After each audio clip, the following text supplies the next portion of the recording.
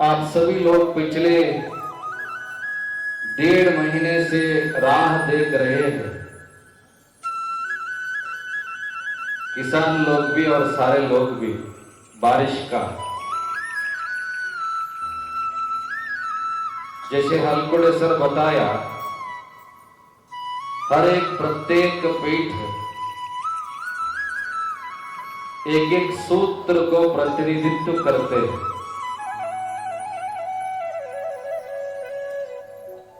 उज्जैन पीठ वृष्टि सूत्र को प्रतिनिधित्व करते हैं। चिंतनकर ने कहा, जहां जहां पर उज्जैन जगत गुरु का प्रवेश होता है, पाद स्पर्श होता है, वहां पर पूरे साल बारिश का वर्षधारा होता है।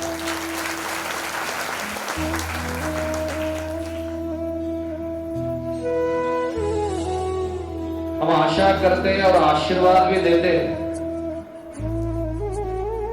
जो बारिश का राह देख रहे हैं, उज्जैन मूल पीठ द्वारकाचार्य जी से और वृष्टि सूत्र के अधिपति वरुण देवता से हम प्रार्थना करते हैं, जल्द ही जल्द इस पूरे प्रदेश को बारिश का वर्षधारा प्राप्त हो। किसान लोगों को और सारे लोगों को धन धान्य समृद्धि प्राप्त हो।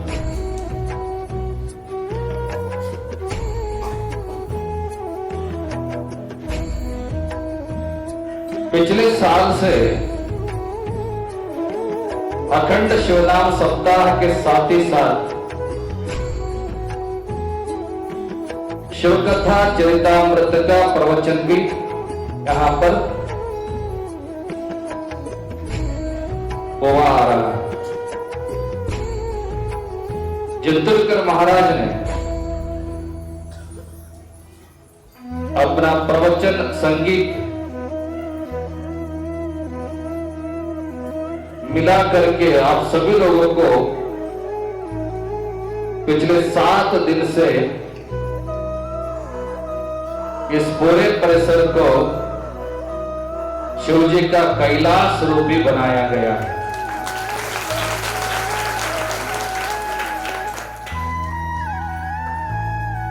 शास्त्रों में कहा गया है, शिव जी को मिला करके 33 करोड़ देवता। कितना?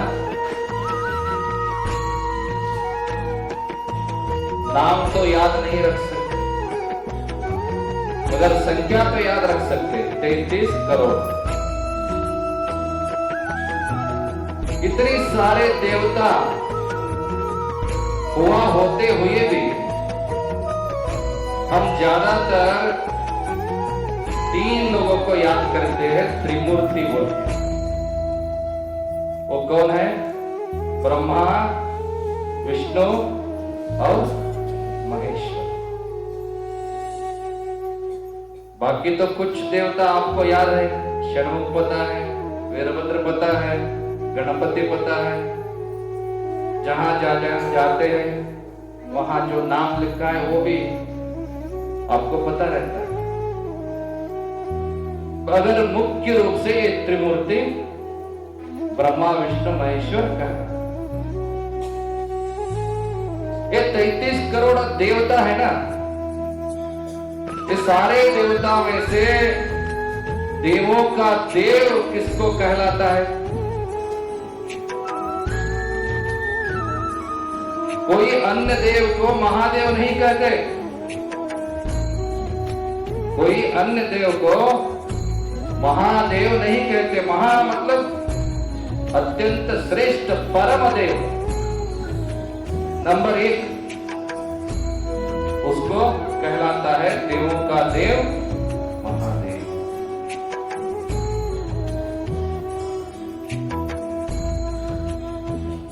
वेद तो 4 है, ऋग्वेद, यजुर्वेद, सामवेद, अथर्ववेद।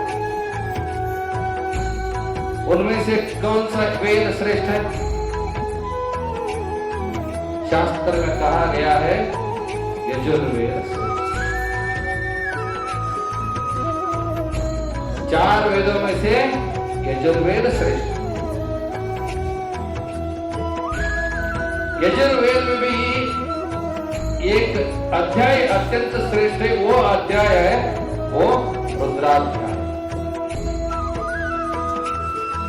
जो हमारा पुरोहितगण अभिषेक करते वक्त पठन करते हैं ना, वो रुद्राध्याय अत्यंत श्रेष्ठ है यजुर्वेद।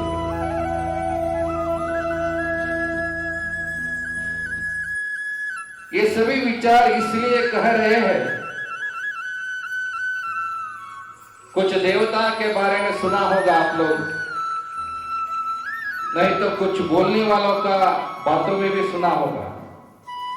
ऐसे पूजा करना चाहिए, ऐसे चर्चा करना चाहिए, तब भगवान का वरदान प्राप्त होता है, आशीर्वाद प्राप्त होता है, ऐसा करो ऐसा करो।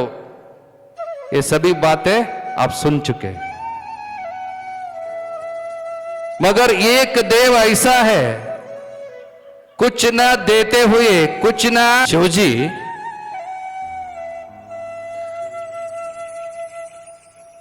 केवल एक बूंद जल अर्पण करने से, एक बिल्व पत्री बेल अर्पण करने से जो किसी का आशीर्वाद प्राप्त होता है, वो देव है महादेव।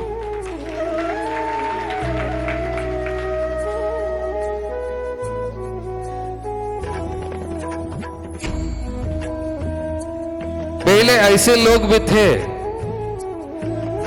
चारों वेद को भी पढ़ा करते थे, अध्ययन करते थे।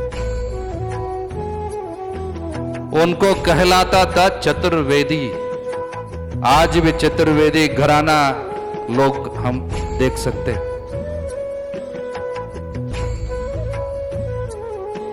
कुछ जमाना बीत गया, भगवान शिवजी से लोग पूछने लगे, चारों वेद को हम पढ़ नहीं सकते, थोड़ा कम करो, तुम्हारा आशीर्वाद पाने का राह को थोड़ा कठिन से और सरल करो। तो वो 4 वेद पढ़ने का समय निकल गया, 3 वेद को पढ़ने लगे लोग। उन लोगों को कहते हैं त्रिवेदी। वो भी लोग आज है। कुछ समय नंतर और भक्त लोग पूछे, और भी सरल रास्ता चाहिए। तब 2 वेद का अध्ययन करने का आशीर्वाद प्राप्त हुआ। उन लोगों को भी कहते हैं द्विवेदी। लोगों का भावना और मन ऐसा रहता है, जो भी मिलना चाहिए, जो भी प्राप्त होना चाहिए, सरल रूप से मिलना चाहिए, कठिन रूप से नहीं। आजकल तो श्रम करने वाले लोग तो बहुत कम मिल रहे हैं। चाहे वो पुरुष लोग हो या महिला लोग।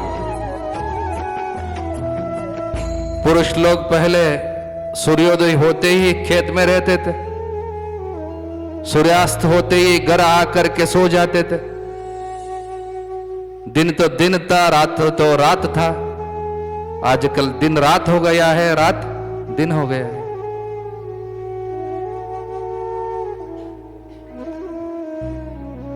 पसीना नहीं निकल रहा है। पसीना निकालने के लिए जिम जा रहे हैं लोग। पहले काम करते ये पसीना निकलता था, महिला लोगों को भी। पहले टीवी कैसा था?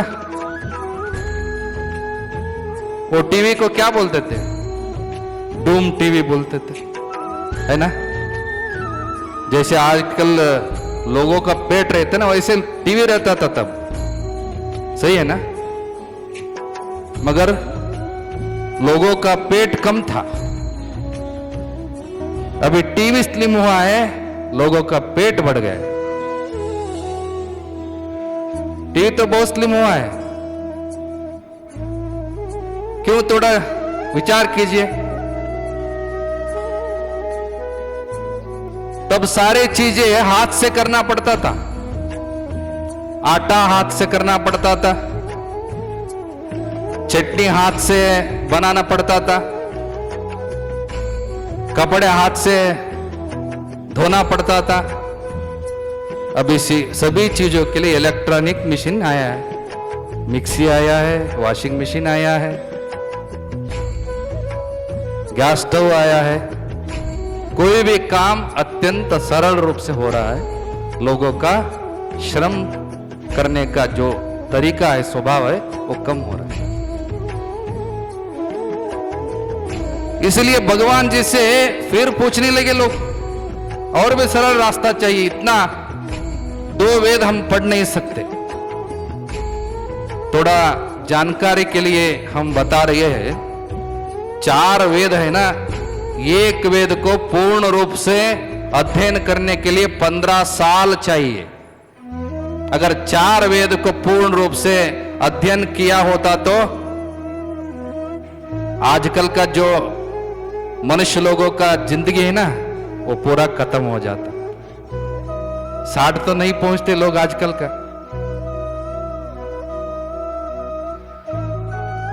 तब शिवजी ने फिर आशीर्वाद दिया, 2 के बदले 1 पढ़ो, 1 वेदी हो गया। वो कुछ दिन चला, बाद में फिर पूछे, ये भी नहीं हो सकता हमसे। करुणालु करुणामय शिवजी ने फिर आशीर्वाद दिया, ठीक है। यजुर्वेद में जो रुद्राध्याय है ना, 9 नमक और 9 चमक से मिश्रित पुरुष सूक्त से जो पठन करते हैं उसको रुद्राध्याय कहते हैं। और रुद्राध्याय को अध्ययन करो, तब शिवजी का आशीर्वाद प्राप्त होगा। अभी तो वो चल रहा है। कहां चल रहा है? मठ में चल रहा है, गुरु लोगों के आश्रम में चल रहा है, पुरोहित लोगों के पठन से चल रहा है। लोगों से नहीं है, लोगों में नहीं है, घर में नहीं है। मगर पहले हर घर में रुद्राध्याय पठन होता था। वो भी कुछ दिन चलने के बाद फिर परमेश्वर जी से पूछा, और सरल रास्ता दिखाओ। उनमें से 8वीं जो अनुवाक है ना, वो अत्यंत श्रेष्ठ अनुवाक कहा जाता है, वो नमः सोमाय च रुद्राय च।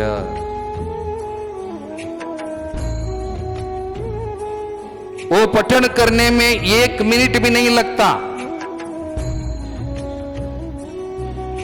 वो कुछ दिन चला, बाद में शिवजी ने और आशीर्वाद दिया, नमः शिवाय च शिवतराय च।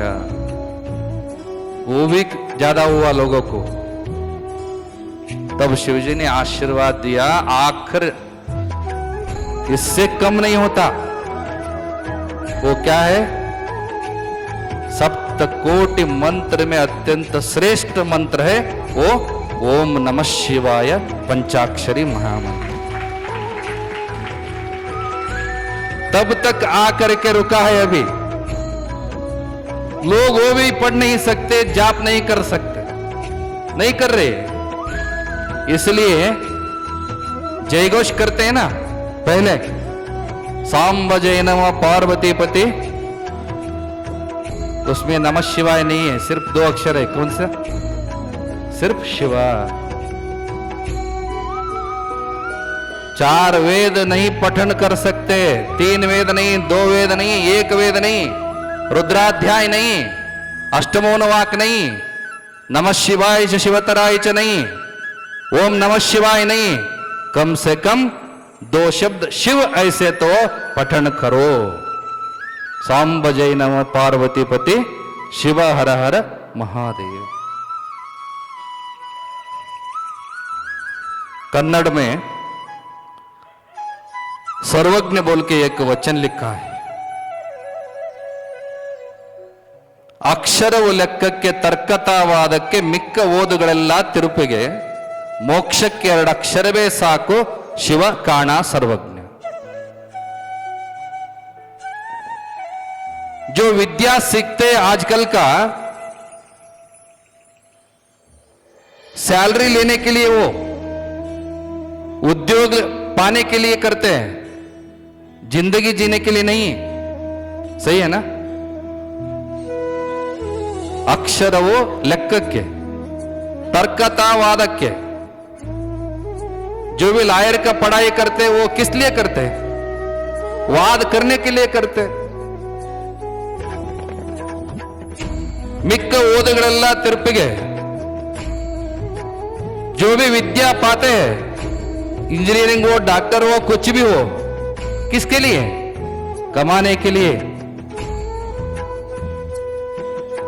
जो भगवान ने जिंदगी दिया है, शिव जी का ये शरीर, शिव जी का वास होना चाहिए. शिव जी का स्मरण से, शिव जी का भजन से, शिव जी का ध्यान से ये जीव शिव होना चाहिए. वो होना चाहिए तो शिव जी का स्मरण करते करते मोक्ष के लिए 2 अक्षर है, वो शिव है. मोक्ष के 2 अक्षर वे काणा. शिव जी इतना बड़ा करुणामयी है. लोगों की तरफ उनका जो प्यार है वो अत्यंत श्रेष्ठ है. सिर्फ बुलाने से, बोलने से आने वाला देव है वो शिव जी. आपको शायद पिछले साल भी हमने बताया था.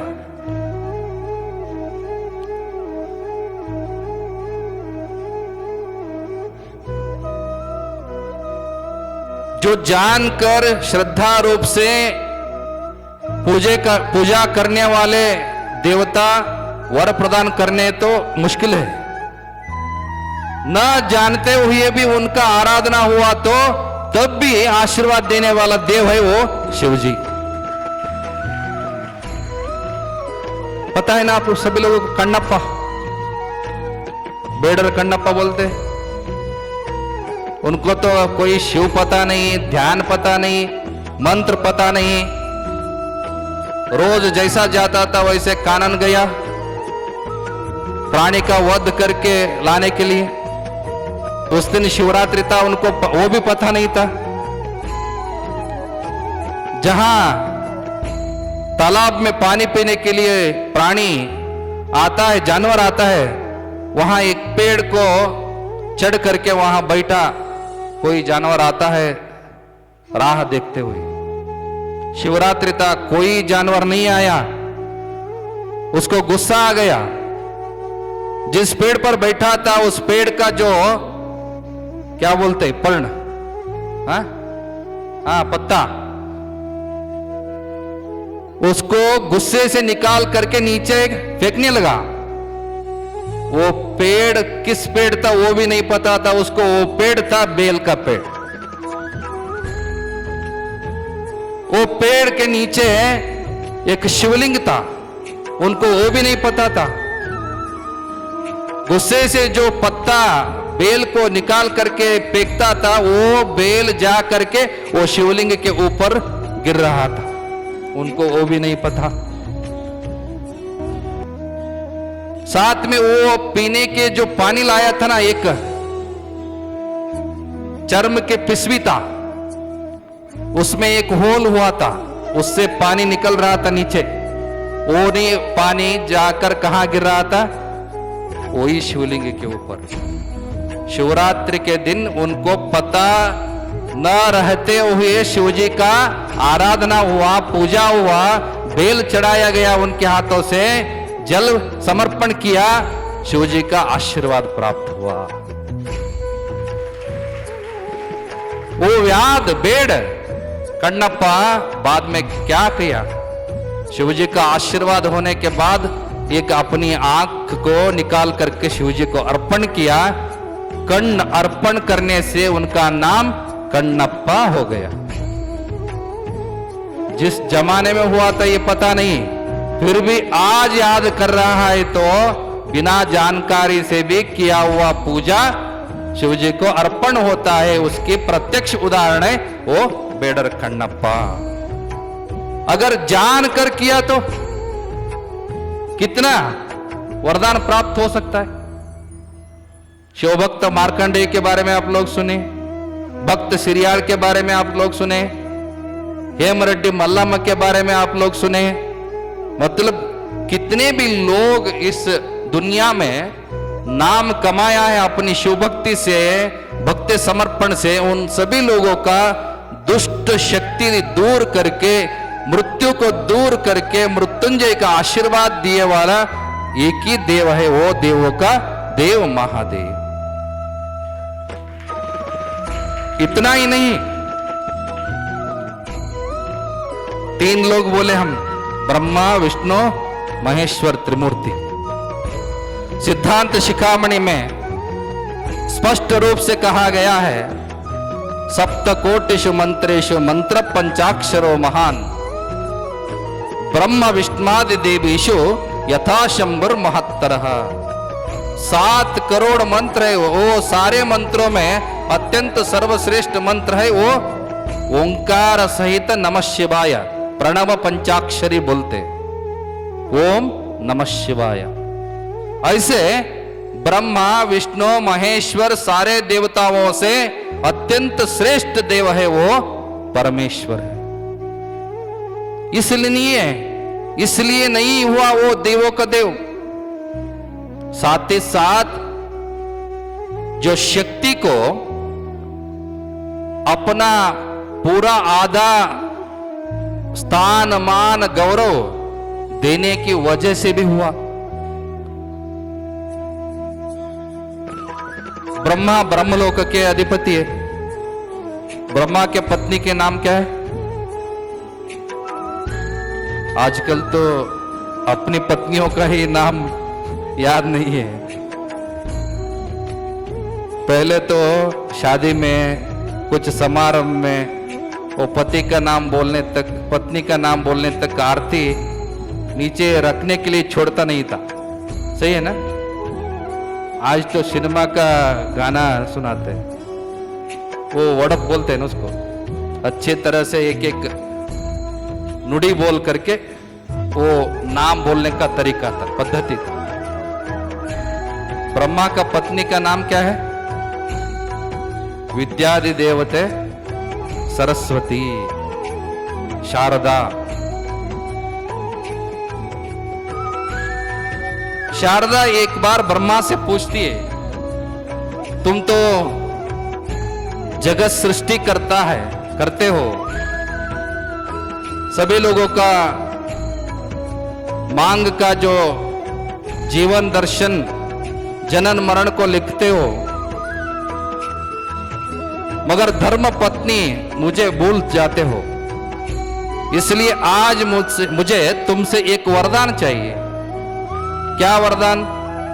तुम जहां भी रहो, कैसे भी रहो, तुम्हारे साथ हर वक्त मुझे रहना है, इसलिए तुम्हारे शरीर में मुझे एक जगह दो। ऐसे शारदा ब्रह्मा को पूछती। ब्रह्मा तो बहुत बुद्धिमान देव है, वो सोचता है शारदा तो विद्यादि देवी, वाग्देवी है, जो भी बोलती है वो वेद हो जाता है, शास्त्रों का मालिकन है। इसलिए ब्रह्मा सोच करके शारदा को अपनी जिह्वा में आकर रहो ऐसे जगह वरदान प्राप्त करता है। ब्रह्मा शारदा को कहां दिया जगह? अपने जिह्वे में।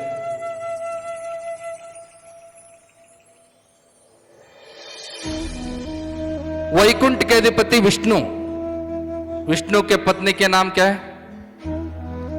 ये तो सभी लोगों को याद रहता है। क्यों?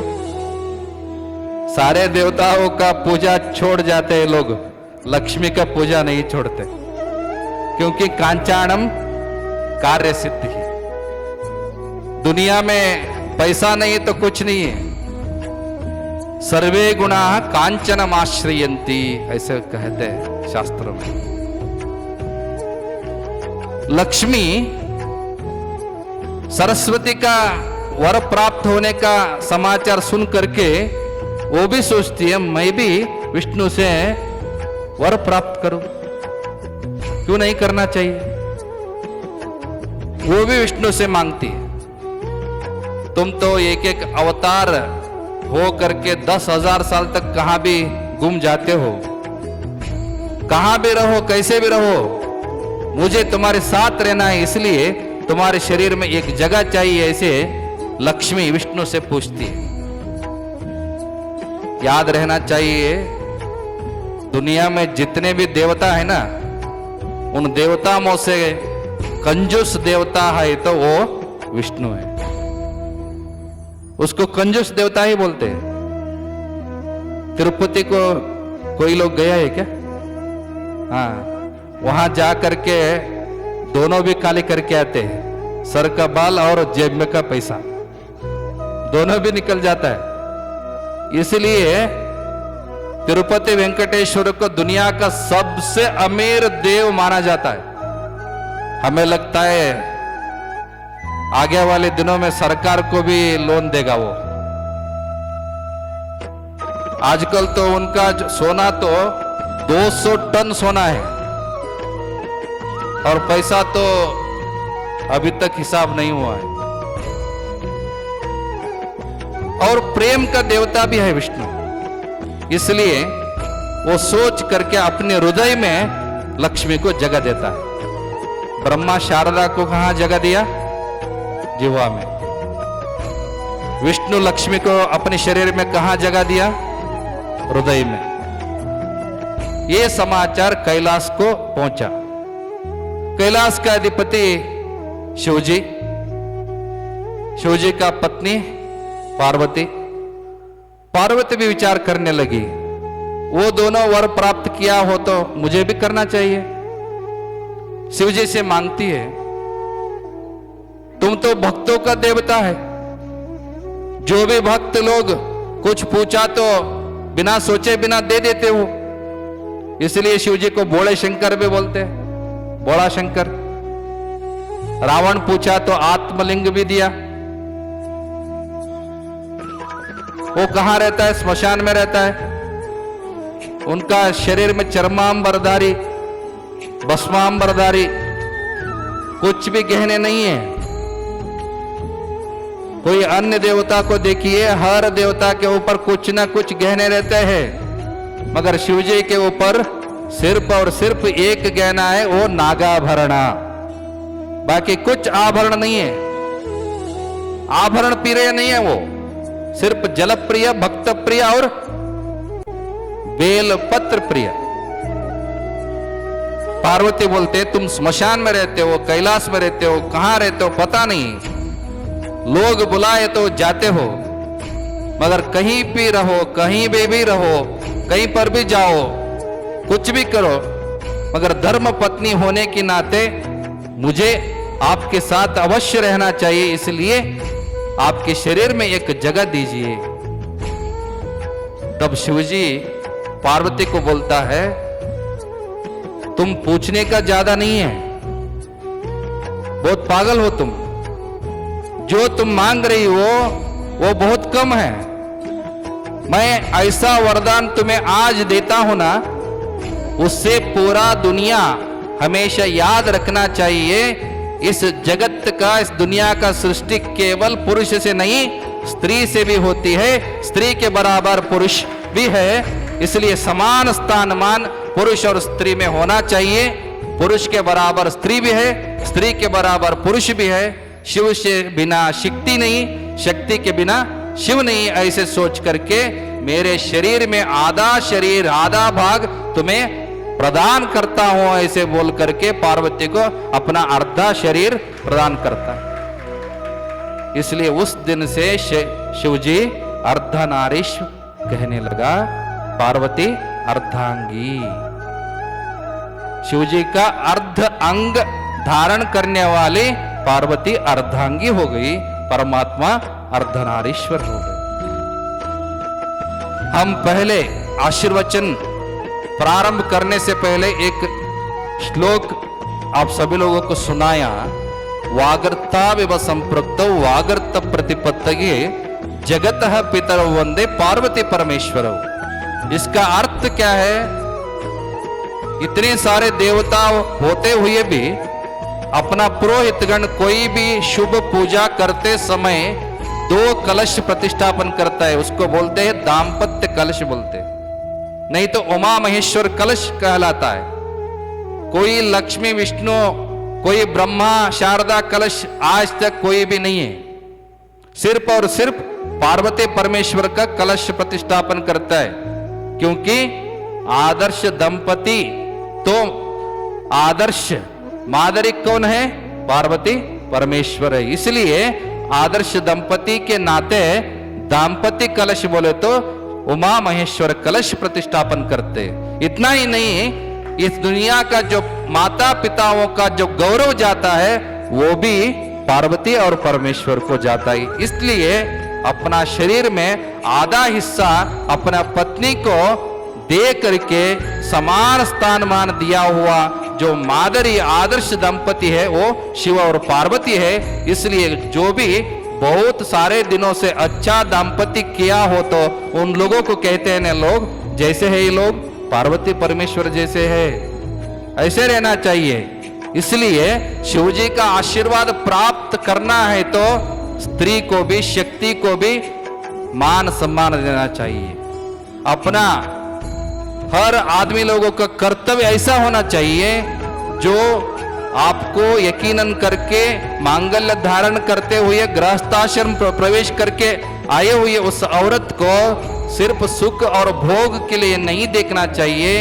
बच्चों को पैदा करने का यंत्र ऐसे सोचना नहीं चाहिए, और घर में जो बाकी लोगों का सेवा करने का दासी ऐसे सोचना नहीं चाहिए, बल्कि इस घर का दीप जल करने वाले, इस घर का मान सम्मान रखने वाले, मेरे जैसे ही स्थान मान इनको बराबर हिस्सा है ऐसे सोचने वाले आदमी शिव जी का संपूर्ण आशीर्वाद प्राप्त करने का हकदार होता है, ऐसे सोचना चाहिए।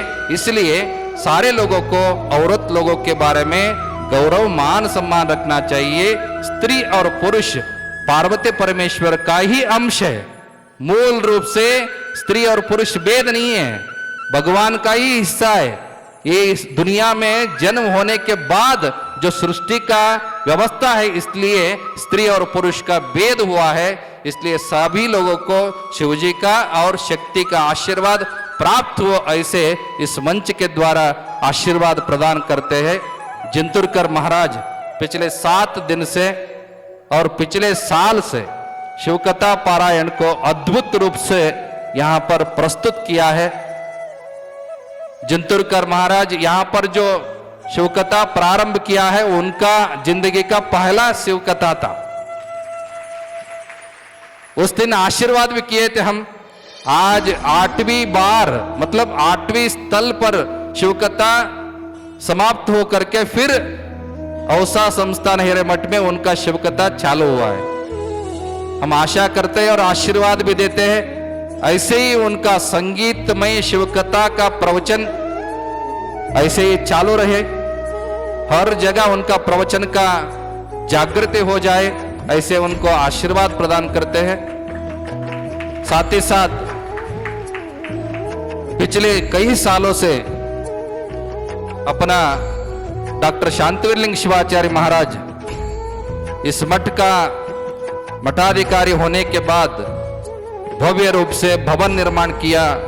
साथ ही साथ लोगों का मन का धार्मिक शांति बनाने का काम जो लिंगैक्य निरंजन शिवाचार्य महाराज करते आया था, वैसे ही ये अत्यंत श्रेष्ठ रूप से अनेक और भी कार्यक्रम रचित करके अपना योगदान दिया है। साथ ही साथ पंचपीठों के काशी जगत गुरु श्रीशैल जगत गुरु स्वयं इस मठ का जो मूल पीठ है उज्जैन जगत गुरु को तो हर साल बुलाने का काम करके इस परिसर का सारे भक्तों को पीठ का आशीर्वाद दिलाने का बहुत बड़ा काम किया है वो शांतिवीरलिंग शिवाचार्य महाराज। उनको भी पीठ की तरफ से अनंत मंगल आशीर्वाद प्रदान करते हैं। और छोटे शटस्थल ब्रह्मी गुरु निरंजन शिवाचार्य महाराज अभी पढ़ाई में माहिर है और प्रवचन भी सीख रहे हैं। शिव पूजा में अत्यंत श्रेष्ठ रूप से उत्सुकता उनमें हम देखे हैं। उनका जो सीखने का और बोलने का और मठ का परंपरा ऐसे ही बरकरार रखने का गुण लक्षण उनमें हमने देखे हैं। उनको भी विद्या बुद्धि आयुष्य आरोग्य प्राप्त हो ऐसे अनंत मंगल आशीर्वाद प्रदान करते। साथ में हमारा वीरशैव समाज के सारे प्रमुख सुभाष प्रमुखता सारे प्रमुख लोग यहाँ पर उपस्थित है। वो सारे लोगों को पीठ की तरफ से अनंत मंगल आशीर्वाद। अभिमन्यु पवार जी यहाँ आ करके गए हैं, उनको भी अनंत मंगल आशीर्वाद। कलाकार लोग सागर कुमार स्वामी अत्यंत श्रेष्ठ कलाकार है, उनका सुर तो बहुत अच्छा है। हम आने से पहले घंटों तक उनका गायन चालू था। उसको और उनका जो परिवार कलाकार है उस सभी लोगों को पीठ की तरफ से अनंत मंगल आशीर्वाद। चंद्रशेखर हिरेमठ इस मठ का संचालक के रूप से पुरोहित गण के प्रमुख होकर के पूजा हो, भक्त लोगों का बुलाने का काम हो, संचालक की काम हो, सभी कामों में व्यस्त हो करके इस मठ का भरपूर सेवा करते आया है। चंद्रशेखर हिरेमठ दंपति को और उनके पिता गंगाधर हिरेमठ दंपति को पीठ की तरफ से अनंत मंगल आशीर्वाद प्रदान करते हैं। सूत्र संचालक के द्वारा पिछले कई सालों से सेवा करते आए हुए प्राध्यापक नंद कुमार हलकुड़े, हमारा तो उज्जैन जगत गुरु औसा या इस तालुक के कई ग्राम को आया तो सूत्र संचालक हो तो वो हलकुड़े सर ये। इतना ही नहीं, कोई भी धर्म कार्य उनमें बिन बुलाए आ करके उनका श्रद्धा और भक्ति समर्पण करने वाले एक व्यक्ति हो तो वो हलकुड़े। और साथ ही साथ उनका भी पीठ उज्जैन पीठ ही है, इसलिए पीठ का भी सेवा हो गया और मठ का भी सेवा हो गया। हमेशा सेवा करते आया हलकुड़े सर को भी पीठ की तरफ से अनंत मंगल आशीर्वाद। साथ ही साथ आज का जो अन्नदाता है कुर्ले परिवार, हर साल वो परिवार इस कार्यक्रम का एक दिन का अन्नदान का सेवा करते आया है। वो पूरे परिवार को पीठ की तरफ से अनंत मंगल आशीर्वाद प्रदान करते हैं।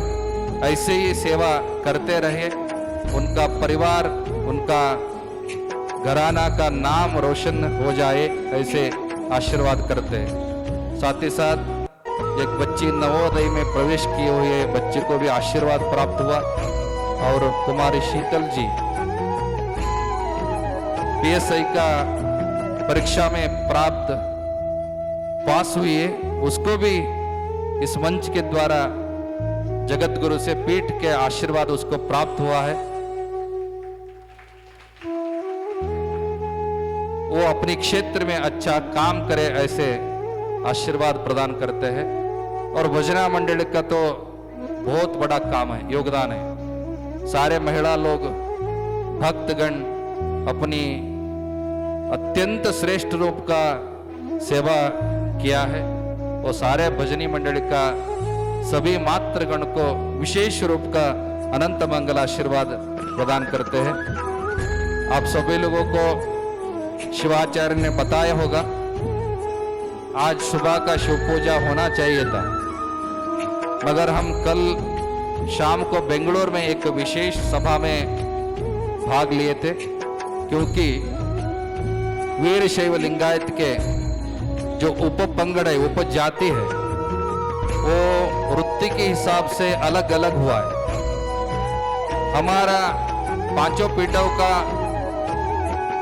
एक संकल्प है, जो वृत्ति के हिसाब से अलग हुआ जाति लोगों को, वो तो जाति नहीं है, पंगड़ है। वो लोग जाति कहलाते हैं, मगर पंगड़ है।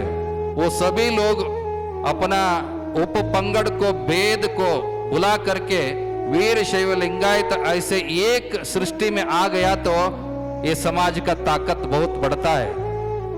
इतना ही नहीं, हर क्षेत्र में ये समाज के लोगों का जो बुद्धिमत्ता ज्यादा है मगर योगदान ज्यादा है, मगर क्षेत्र में ऑफिसर का, आईएएस का, आईपीएस का, आईआईटी का ये कम है। ये इसलिए कम है, समाज में जागृति नहीं है। सारे जाति लोगों का ओबीसी में शामिल है मगर वीरशैव लिंगायत के उप पंगड़ का शामिल नहीं है। इसलिए हमारा संकल्प ये है, पूरे वीरशैव लिंगायत में जितने भी प्रभेद है ना, वो सभी इकट्ठा करके सभी प्रभेद को ओबीसी का वरदान प्राप्त होना चाहिए। इसलिए हम संकल्प करके हर राज्य में प्रवास कर रहे हैं। इतना ही नहीं, केंद्र सरकार के ऊपर हमारा दबाव डाल रहे हैं, क्योंकि आप सभी लोगों को ये जानकारी होना चाहिए, केंद्र सरकार का जितना भी व्यवस्था है, न्यायांग है, रेलवे है, बैंकिंग व्यवस्था है, नीट का है और आईआईटी का है, आईएएस, आईपीएस जो भी है, नौकादल, भूसेना, ये सभी में हमारी वीरशैव लिंगायत के सारे प्रभेदों को ओबीसी का जो फल प्राप्त हुआ, तो हमारे बच्चे आगे 27% मीಸಲಾತಿ आप सभी लोगों को मिल सकता है। जनरल कैटेगरी में आप लोगों को कंपटीशन नहीं कर सकते, ओबीसी में शामिल हो तो ही आप सभी लोगों का बच्चे को आगे भविष्य में हर क्षेत्र में उन्नति प्राप्त हो सकता है। इसलिए हमारा विचारधारा से अभी 3 जगह में हमारा कर्नाटक में प्रतिभटन हुआ है और कल 50 से ज्यादा एमएलए लोगों को, आमदार लोगों को बुला करके उन सभी लोगों को हमने जानकारी दिया। आप सभी लोगों को, हाँ सभी पार्टी के लोग, क्योंकि समाज का ऋण होता है, वो चाहे सन्यासी हो या जनप्रतिनिधि हो, समाज का ऋण संदाय करना चाहिए। इसलिए हमको कुछ लाभ नहीं है उससे, समाज के लिए लाभ है, समाज के बच्चों के लिए लाभ है। इसलिए वो कार्यक्रम हम करते आ रहे हैं। अगले दिन में, कुछ महीने में उसका फल जरूर मिलेगा। अपने बच्चे आगे हो करके हर क्षेत्र में माहिर होने का अवकाश मिलेगा, ऐसा हमारा सोच है। इसलिए कल वो सभा में भाग लेते हुए यहाँ नहीं आ सके, इसलिए सुबह का पूजा नहीं हुआ। कल तो पूजा होगा, परसों भी पूजा होगा। शिवाचार्य को बोले इस साल हमको छोड़ दीजिए, अगले साल आएंगे ऐसे, मगर उनका जो प्रयत्न था, सारे भक्त लोग आपको इंतजार कर रहे हैं। सन्यासी होते हैं कष्ट जीने के लिए, जितना भी श्रम हो, कितना भी कष्ट हो, वो अपने अंदर रख करके सारे भक्त लोगों को हंसा करके आशीर्वाद देने का काम एक सच्चे सन्यासी का होता है। इसलिए उतने दूर से आ करके आप सभी लोगों का आशीर्वाद करने के लिए आया है। अपना तो मठ है, उज्जैन पीठ का मठ है, इसलिए अपने लोगों को आशीर्वाद करने के लिए आए हैं। आज का कार्यक्रम अत्यंत श्रेष्ठ रूप से संपन्न हुआ है। सेवा किए हुए सभी लोगों को पुनश्च अनंत मंगल आशीर्वाद प्रदान करते हैं। आए हुए सभी लोगों को पीठ की तरफ से अनंत मंगल आशीर्वाद देते हुए सभी लोगों को जिंदगी में विद्या, बुद्धि, आयुष्य, आरोग्य प्राप्त हो, ऐसे अनंत मंगल आशीर्वाद देते हुए आज का आशीर्वचन पूर्ण करते हैं। ओम शांति शांति शांति।